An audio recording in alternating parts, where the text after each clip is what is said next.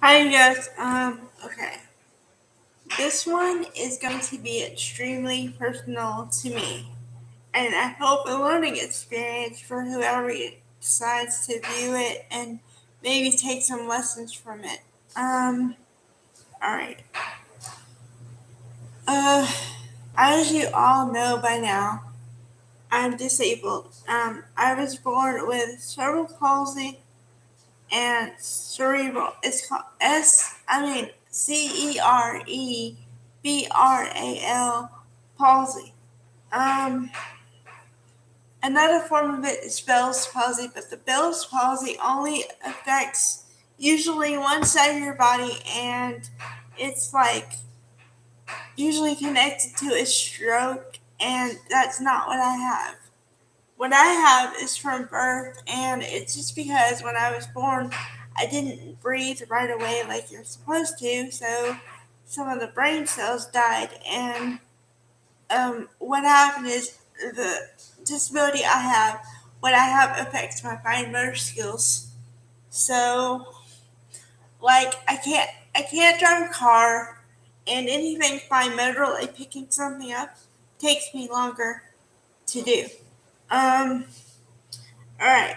So, dating with a disability. To be honest, when I started dating, or when I wanted to start dating when I was a teenager, I thought it was going to be pretty easy.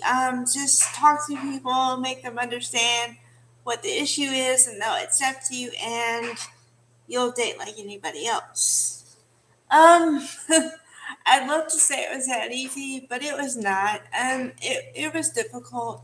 Part of the problem was not even my disability. It was that I had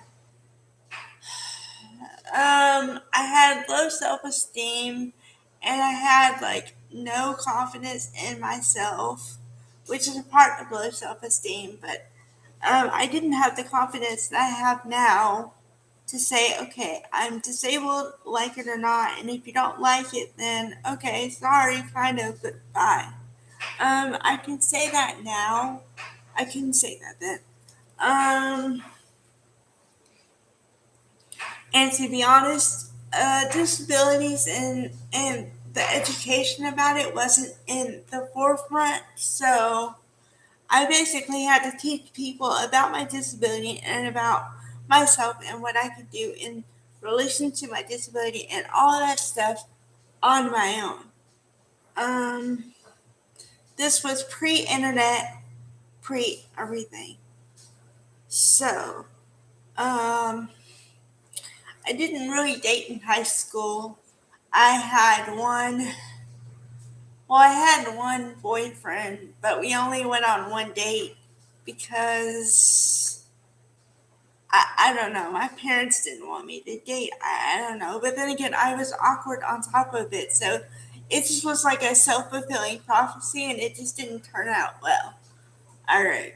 So I didn't really start dating until I was in college. And then when I was in college, I was still insecure because I had never really dated anybody.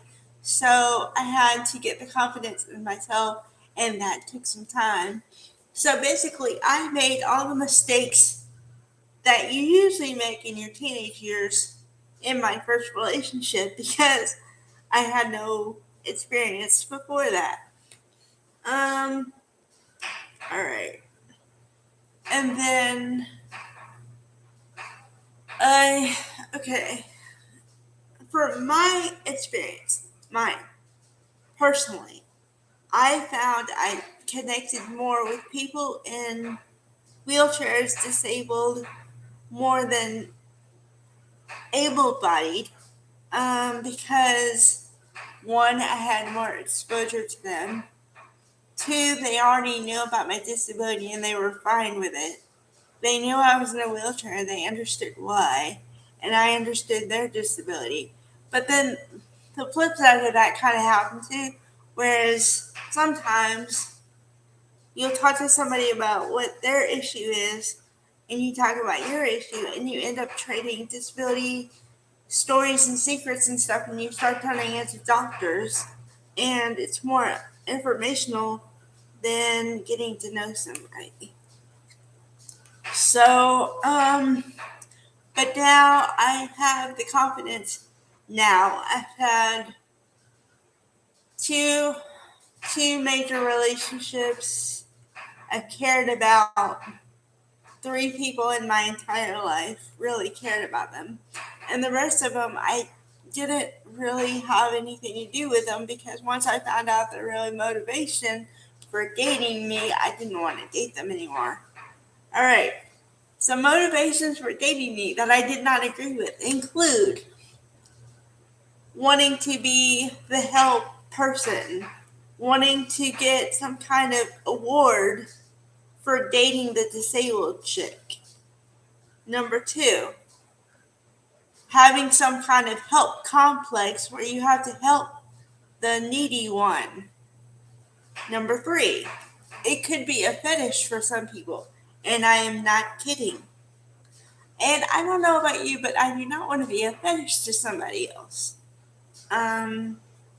So yeah, and then, okay, besides that, I've gotten past that, or the ones I don't really like, the ones that are deal breakers, once I know it's a deal breaker, I just cut it off. But the ones that I do deal with, I either deal with them for a short time, or I just say we can't make it work because of whatever, like X, Y, or Z, not gonna work out. So that brings into the question of interabled relationship. Okay, I'm gonna break it down for you, don't worry. Interabled means one person is disabled and one person is not. It's an interabled relationship.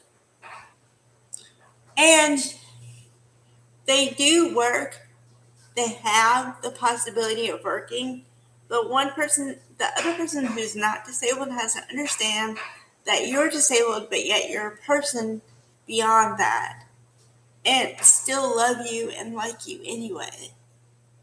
So I am perfectly capable and want to be in a interabled relationship, but I want to be in a relationship with the right person.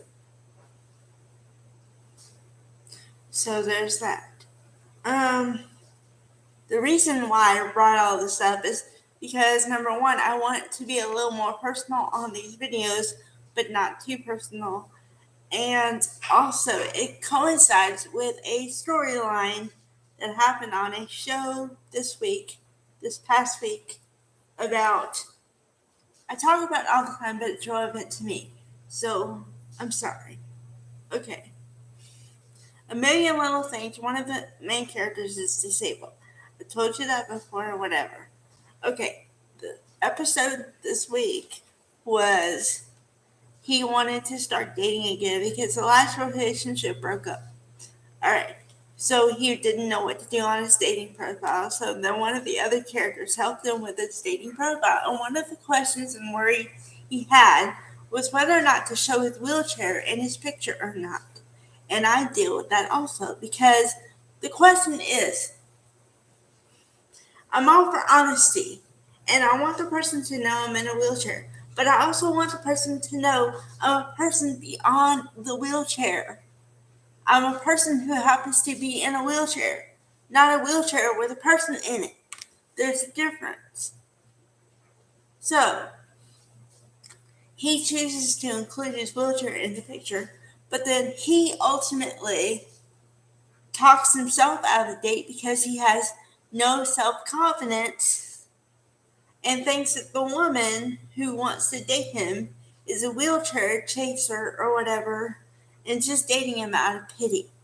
Now, I can relate to that because sometimes you wonder, are you dating me, or do you like me because you like me, or you like me because of something else that you're trying to fulfill within yourself?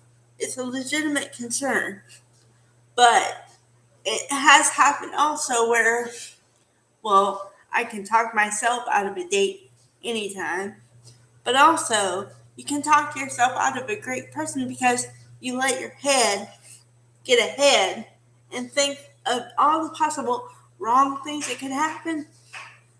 Ergo, self-fulfilling prophecy, people. All right. There's my 2 cents on dating with a disability. I have experience with it, so I know from which I speak. Goodbye.